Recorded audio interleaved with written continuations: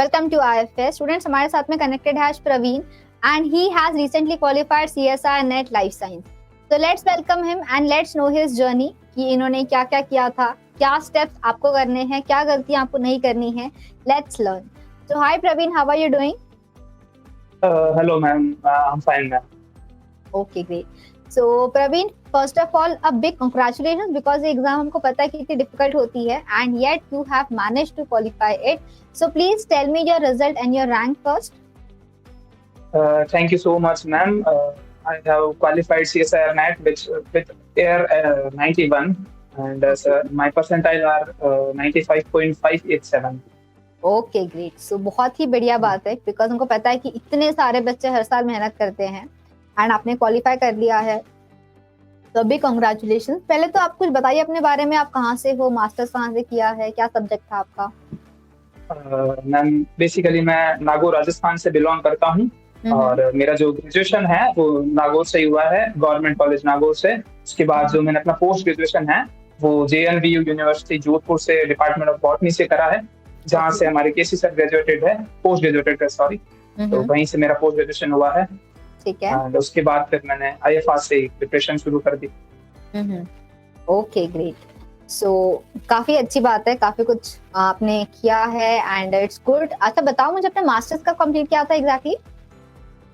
मेरा मास्टर्स जो है वो 2021 में कंप्लीट हो गया था, ड्यूरिंग कोविड था। हाँ, तो उसी टाइम।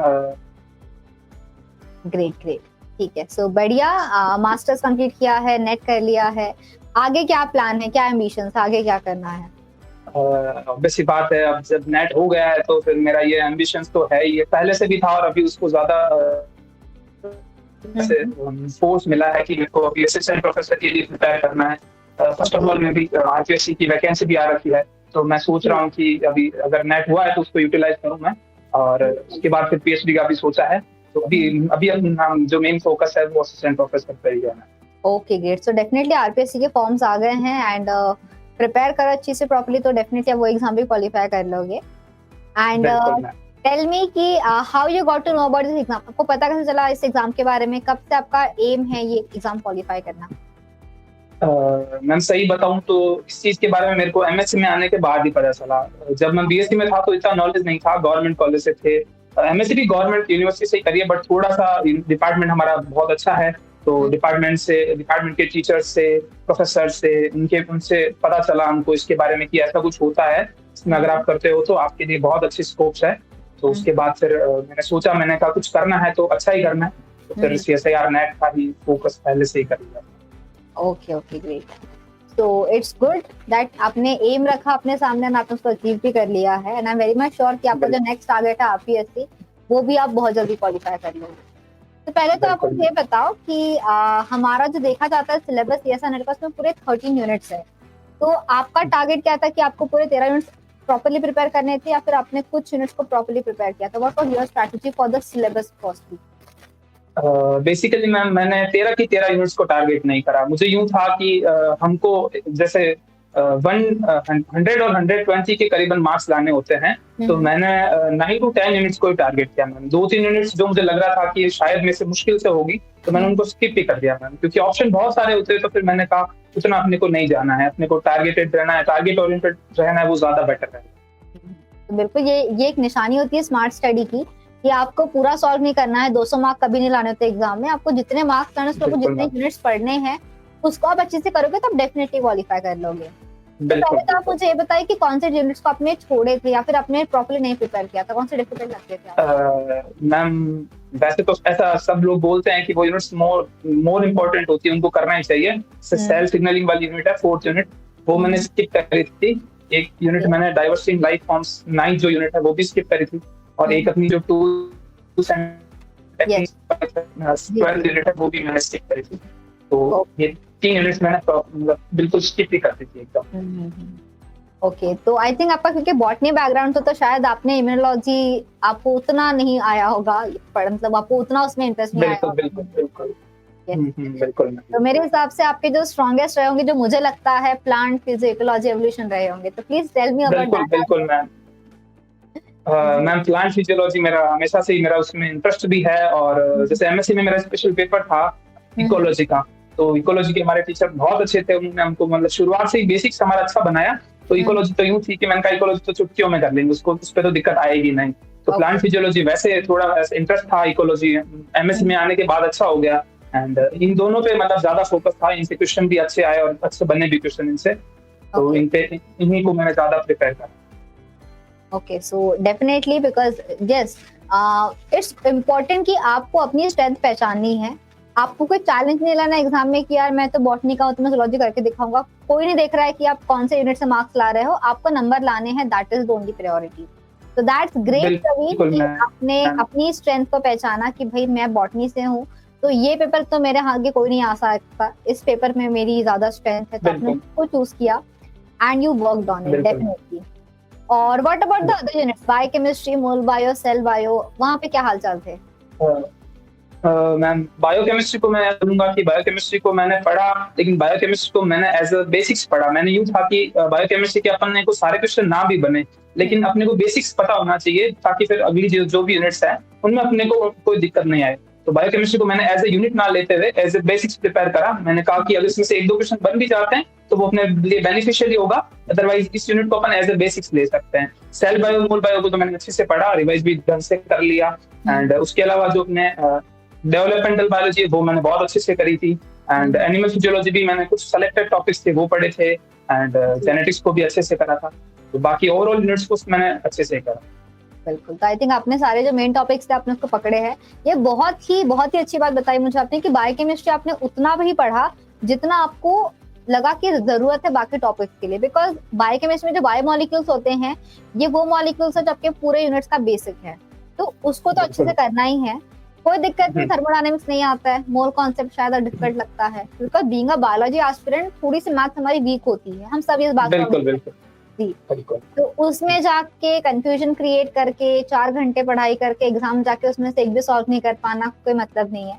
जो आपको आता है उसको प्रॉपर्ली प्रिपेयर करो तो आपको वहां से नंबर मिल पाएंगे। बहुत बढ़िया। अच्छा, टेल मी कि आपका रूटीन क्या था स्टडी का? आप कैसे अपना टाइम डिस्ट्रीब्यूट करते थे between practising, revision and practising questions, exam? Actually ma'am मैंने लाइब्रेरी ज्वाइन करके रखी थी मैम। मैं सुबह 8 बजे लाइब्रेरी चला जाता था एंड वहीं पे मेरी सारी स्टडी होती थी। मतलब सुबह से लेकर शाम तक मैं स्टडी करता था।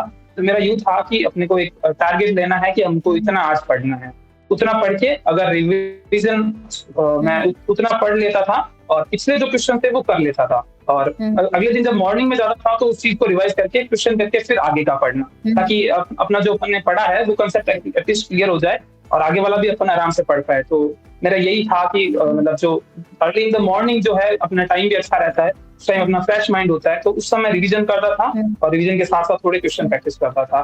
थोड़ी सी क्वेश्चन प्रैक्टिस मेरी कम रही थी इस बार। मैंने सेकंड अटेम्प्ट था, फर्स्ट अटेम्प्ट में फिर भी मैंने क्वेश्चन अच्छे प्रैक्टिस करे थे। इस बार थोड़े से कम थे, लेकिन रिवीजन पे ज्यादा फोकस करा मैं। Okay, great. सो डेफिनेटली कि इट्स गुड कि आपने सबको इक्वल मतलब प्रॉपर टाइम दिया था, बिकॉज आई थिंक मुझे लगता है सीएसआर एक ऐसा एग्जाम है जिसमें आपकी खुद की मेहनत बहुत इंपॉर्टेंट है।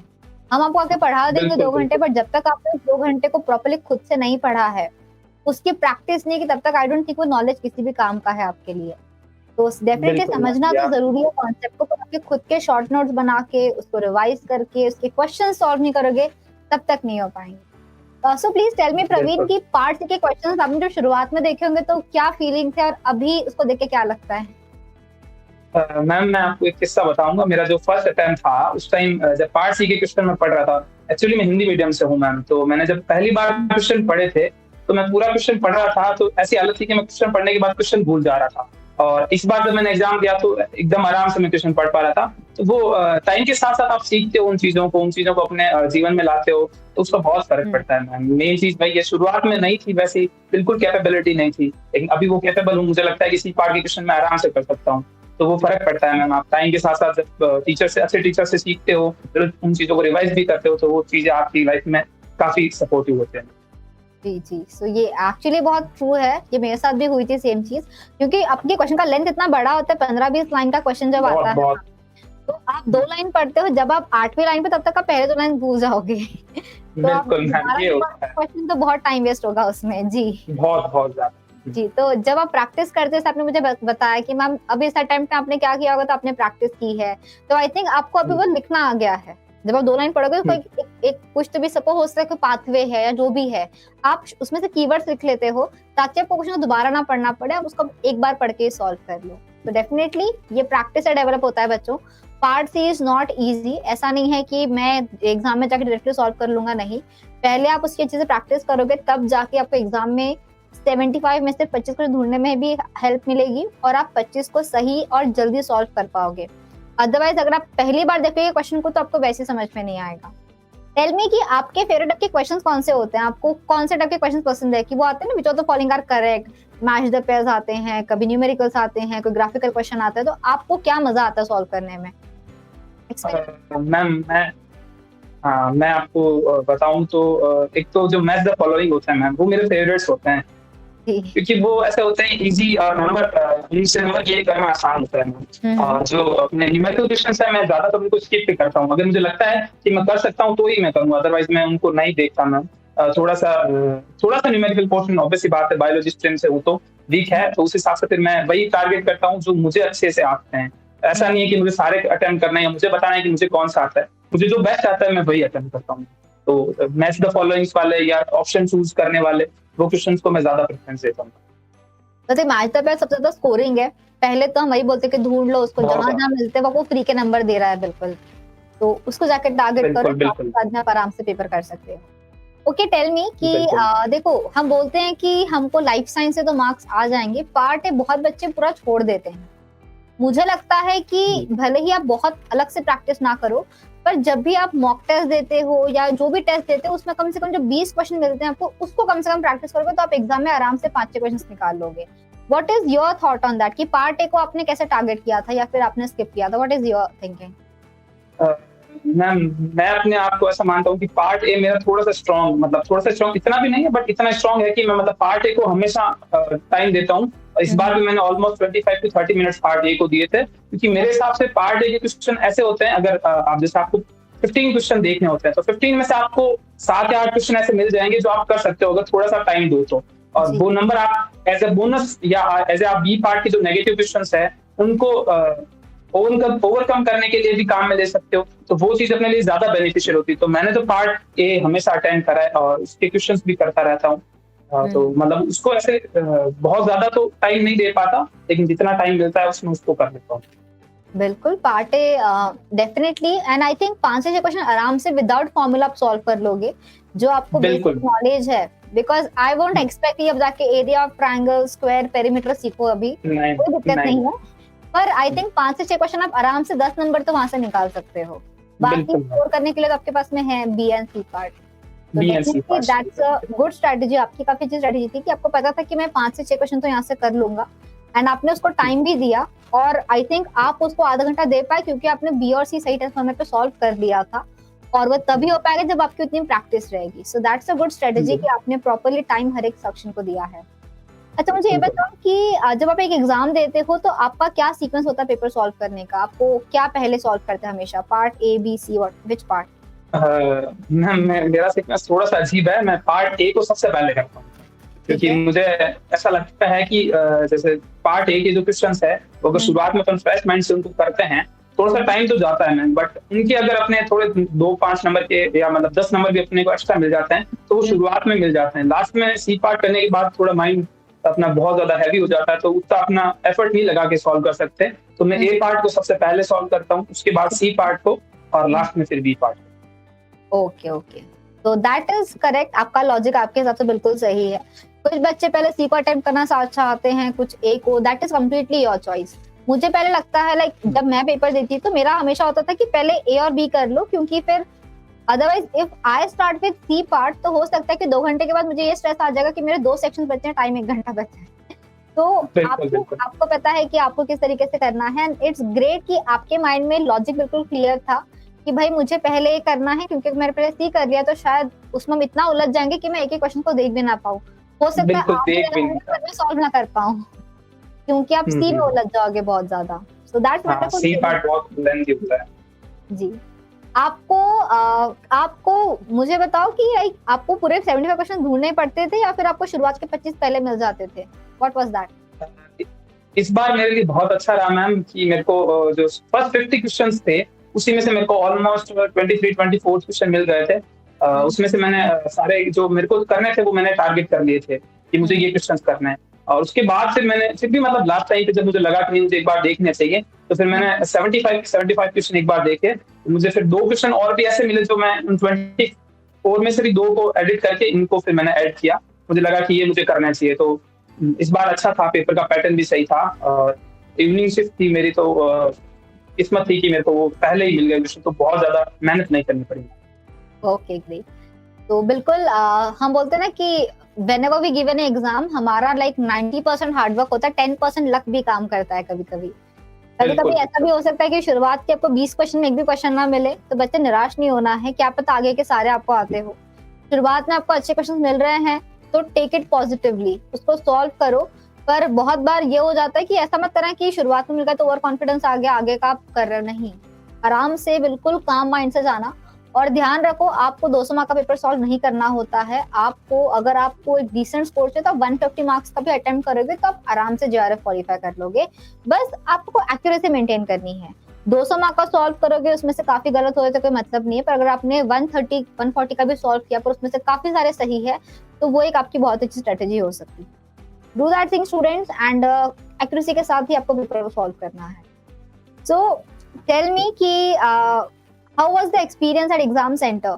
हमें बोलना काफी आसान है कि टेंशन मत लो, रिस्क मत, लाइक एंजाइटी मत रखो, but being a aspirant when you go to the centre थोड़ा नर्वसनेस तो होता है। So what was your mindset at the centre?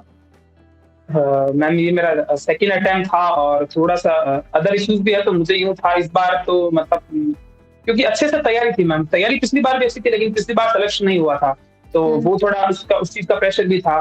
तो इस बार मतलब जैसे 3 बजे से एग्ज़ाम था मैम, तो करीबन 1 डेढ़ बजे के बाद मेरा इससे इतना भारी हो गया था कि मैं फटने लग गया। मैंने कहा कि पता नहीं मैं एग्ज़ाम दे पाऊँगा या नहीं दे पाऊँगा। जो एग्ज़ाम प्रेशर मैंने पहली बार अपनी लाइफ़ में इतना फ़ील किया कि मतलब मैं आपको बता नहीं सकता मैम। फिर भी मैंने मतलब अपने जैसे मेरे फ्रेंड्स जो है उन्होंने मुझे बोला कि कोई दिक्कत नहीं, अब तूने इस बार तैयारी करी तो तुझे इतना प्रेशर फ़ील हो रहा है, प्रेशर फ़ील हो रहा है। फिर मैं एग्ज़ाम सेंटर पे गया, जब मैंने पहला क्वेश्चन देखा, पहला क्वेश्चन मेरे से ढंग से हो गया, उसके बाद काफ़ी रिलीफ़ मिला मैम। अदरवाइज़ उससे पहले तो बहुत ज़्यादा नर्वस था मैं। तो वो उस क्वेश्चन को करने के बाद काफ़ी रिलीफ़ मिला। मैंने कहा अब कर लूँगा मैं। बिल्कुल। बस तो आई वही था। थिंक वो जो एग्जाम में जो छोटी-छोटी जो होती है ना, सेंस ऑफ अचीवमेंट जो आता है हमको 1 क्वेश्चन 2 क्वेश्चन से, हमें वही खुशी देता है और उसी से आपका अगला पेपर अच्छा भी हो सकता है।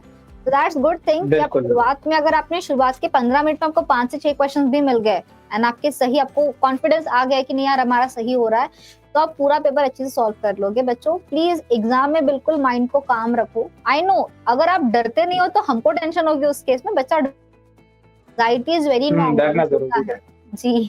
एंड आई थिंक जो प्रिपेयर करता है उन्हीं को एंजाइटी रहती है, जो टाइम पास के लिए जाएगा उनको तो वैसे भी बिल्कुल। कोई फर्क नहीं पड़ रहा है कि एग्जाम हो रहा है नहीं हो रहा है क्या हो रहा है। So just be proper, calm down and go and try the paper. शुरुआत में आपको अच्छा रखना है अपना परफॉर्मेंस एग्जाम में।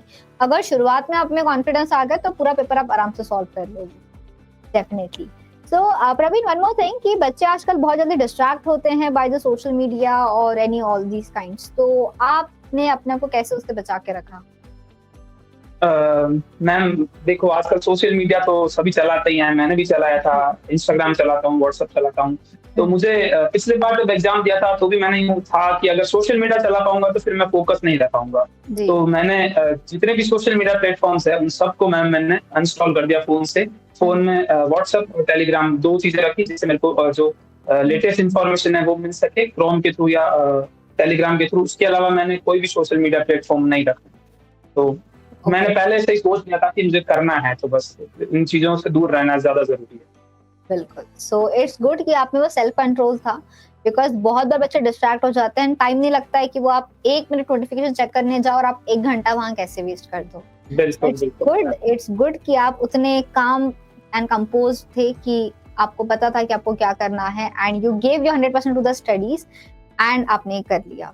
अच्छा, एक और चीज कि क्योंकि हमारा सिलेबस इतना वास्ट है तो हम हमेशा बच्चों को बोलते हैं कि पढ़ने के बाद उसके शॉर्ट नोट्स बना के रखो ताकि आप रिवीजन कर सको। तो आप क्या टिप्स देना चाहोगे बच्चों को कि शॉर्ट नोट्स कैसे बनाएं, क्या उसमें इम्पोर्टेंट रखना चाहिए बच्चों ने? मैम शॉर्ट नोट्स के बारे में मैं ऐसा कहना चाहूँगा कि मैंने पर्सनली मैम शॉर्ट नोट्स बहुत थोड़े कम बनाए, क्योंकि मैंने मतलब जैसे जो अपने नोट्स थे वो इतने ज़्यादा थे कि मुझे लगता ही नहीं था कि इनमें से शॉर्ट नोट्स क्या बनाऊँ। मुझे तो सारा इम्पोर्टेंट लगता था मैं, तो मैं छोड़ ही नहीं पाता था। ऐसा नहीं था कि मतलब अब जैसे बना सकते हैं शॉर्ट नोट्स, बनाने भी चाहिए आपके लिए मेन एग्ज़ाम में, जब मेन एग्ज़ाम से पहले बहुत काम आते हैं। बट मुझे ये पर्सनली मेरा ये ओपिनियन है कि मुझे उसमें से शॉर्ट नोट्स नहीं बना पाया मैं। तो मे बी शायद वही कारण रहा कि मेरे जेआरएफ नहीं हो पाई इस बार, एलएस से ही मेरे को सैचुरेट होना पड़ा। बट मैं कोशिश करूंगा इस बार शॉर्ट नोट्स बनाने की। डेफिनेटली देखो, मुझे लगता है शॉर्ट नोट्स का फायदा ये होता है क्योंकि लॉन्ग नोट्स आपको पढ़ने को टाइम लगता है, रिवीजन को टाइम लगता है। शॉर्ट नोट्स रहेंगे तो ये होगा, एक फायदा होगा कि आप रिवीजन जल्दी कर पाते हो सकता है कि आप पूरा सेट बिल्कुल वाला कि 3 घंटे में रिवाइज कर लो, पर शॉर्ट नोट्स है, लॉन्ग नोट्स में मे बी आपको 6 घंटे लग सकते हैं, बिकॉज आपको सेंटेंसेस पढ़ने पड़ेंगे उस केस में। तो ऐसा एक मुझे एक फायदा बिल्कुल लगता है। एंड रही बात बनाने की, तो it's good to make short notes, because उससे लाइक सपोज अगर आपने बनाया है short notes on replication, while making the notes आपको समझ में आता है कि आपको समझा है कि नहीं समझा है। नहीं समझा को तो आप नोट्स नहीं बना पाओगे, बिल्कुल समझा तो ही आप नोट्स बना पाओगे। तो ये कुछ बातें मेरी तरफ से है कि मुझे लगता है कि शॉर्ट नोट जरूरी है। डेफिनेटली आप नेक्स्ट अगर जेआरएफ दोगे तो डू दिस थिंग, डेफिनेटली आप इसको स्टडी में ऐड करो। और I am very much sure कि नेक्स्ट टाइम हम जरूर मिलेंगे फॉर द जेआरएफ इंटरव्यू, आप वो भी डेफिनेटली बिल्कुल क्वालिफाई कर लोगे। जी बिल्कुल। बिल्कुल। टेल मी, आप किस किस को थैंक यू बोलना चाहते हो बाय दिस प्लेटफॉर्म, जिसने आपका साथ दिया है in this entire preparation? Ma'am जो पहला थैंक यू है वो तो मैं अपने परिवार को देना चाहूंगा, क्योंकि उन्होंने मेरे को हर टाइम जैसी भी सिचुएशन थी, हर सिचुएशन में उन्होंने मेरे को सपोर्ट करा। एंड उसके अलावा मैं अपने जो आईएफआरस की टीम है, आईएफआरस की टीम को मैं बहुत बड़ा, केसी सर हो गए, अपने दिगंबर सर हो गए, विशाल सर हो गए, प्रियांशु सर हो गए, इनसे मैंने बहुत कुछ सीखा है। बहुत कुछ कैसे अपनी को एग्जाम को हैंडल करना है, कैसे उस प्रेशर को हैंडल करना है, कैसे रिवीजन करना है, ये सब चीजें। और इसके अलावा मेरा एक मित्र है जिसका भी मेरे इस जर्नी में बहुत बड़ा रोल है। उसका उसका भी इस बार जेआरएफ हुआ है, सुनील जिंजा। तो उसका बहुत बड़ा रोल है, क्योंकि उसने मेरे को हमेशा हर मोमेंट पे सपोर्ट करा है। उस वजह से मेरा जो ये ड्रीम जो है वो अचीव हुआ है। और बाकी आईएफआरस की जो टीम है उसका भी मैं बहुत तहे दिल से शुक्रिया बोलना चाहूंगा मैम, जिसकी वजह से मैं आज ये चीज अचीव कर। बिल्कुल बिल्कुल। So thank you so much for joining, and any last message from your end to all the new aspirants जो भी prepare करेंगे एग्जाम के लिए, कोई मैसेज उनके लिए आपकी तरफ से? मेरा यही मैम मैसेज है कि आप एक बार कोचिंग जब ले लें तो उसको जितना आप रिवाइज कर पाएंगे, जितनी क्वेश्चन प्रैक्टिस कर पाएंगे वो ज्यादा बेटर रहेगा। सीएसआईआर जो है वो आपसे ऐसा नहीं मांगती कि आपको बहुत कुछ पढ़ना है, लेकिन जो आपको जितना पढ़ना है उसको बार बार रिवीजन करना है। ऐसा नहीं है कि आपने 2 बार पढ़ लिया, 3 बार पढ़ लिया, उससे ज्यादा भी अगर आप पढ़ सकते हैं तो उसको उतनी बार पढ़िए, वो आपके लिए उतना ही बेनिफिशियल रहेगा और एग्जाम में वो रिवीजन आपको बहुत हेल्प दे पाएगा। बिल्कुल बिल्कुल। So thank you so much Praveen for joining, बहुत मजा आया आपसे बात करके। And first of all a big congratulations on your success, and I wish you all the very best कि आपने अभी नेट एलएस से क्वालिफाई कर लिया है। आपका जो एम है जेआरएफ क्वालिफाई करने का, आपका जो एम है आरपीएससी क्वालिफाई करने का, definitely I hope and I wish you कि आप वो भी बहुत जल्दी से सॉल्व कर लो एंड वो सारे एग्जाम्स कंप्लीट कर लो and you get all the success you deserve. Thank you very much. Most welcome. So students, all the students out there, to all the new aspirants, बच्चों ध्यान रखो, पेशेंस रखो, पढ़ते रहो। गलतियां बिल्कुल करोगे, जितनी गलतियां करनी है पढ़ते वक्त करो, एग्जाम में कोई मिस्टेक नहीं करनी है। आपको पता होना चाहिए कि कितना अटेम्प्ट करना है, कहाँ से कितने मार्क्स लाने हैं। एंड आई होप आपने काफी कुछ जाना है प्रवीण की जर्नी से, कैसे प्रिपेयर करना है, किन बातों का ध्यान रखना है। And I'll see you all soon with some new sessions, everyone students. Till then, take care. Bye bye. Have a great day and a very happy learning to all.